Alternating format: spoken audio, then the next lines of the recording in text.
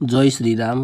नमस्कार दर्शक बंधु, आपण मानक स्वागत करुच्ची आजिर वीडियो को।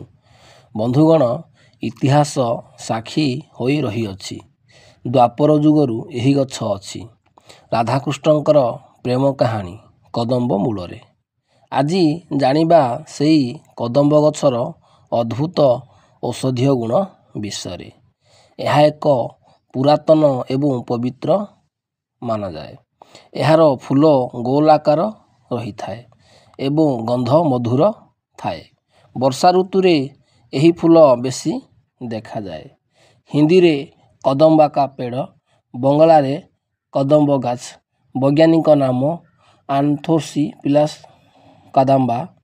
तेलुगु रे कुडुमिचेटू, संस्कृत रे निपो कदम्ब एवं पीबो क्षेत्र।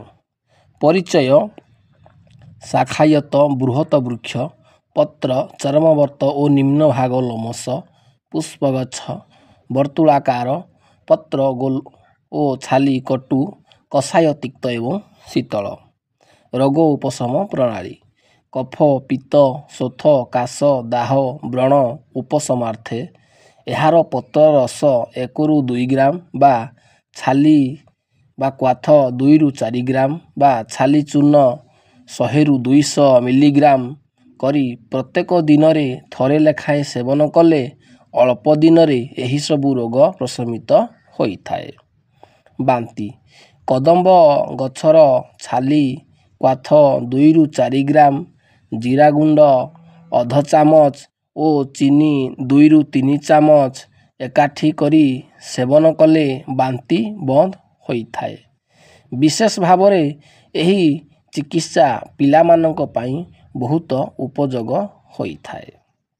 व्रण आच्छादनार्थे: कदम्ब पत्रर उपरे पट्टा चिकण पार्श्व व्रण उपरे पकाइले अल्प दिन रे मध्यरे व्रण विशुद्ध और निर्देश होई भल होई थाए।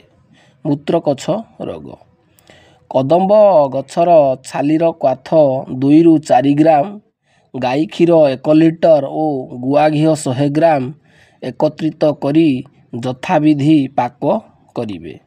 एहाकू प्रतिदिन थरे लेखाएं सेवन कले अल्प दिन मध्यरे मूत्रकछ रोग बा मूत्र विवन्नता विनिष्ट होई थाए। कदम्ब फूल और पत्र को गोटिए पेस्ट भावरे चर्म उपरे लगाइले चर्म रोग मध्य भल होई थाए। वीडियोटी को लाइक करंतु एवं सब्सक्राइब करिनंतु एही परी नुआ नुआ वीडियो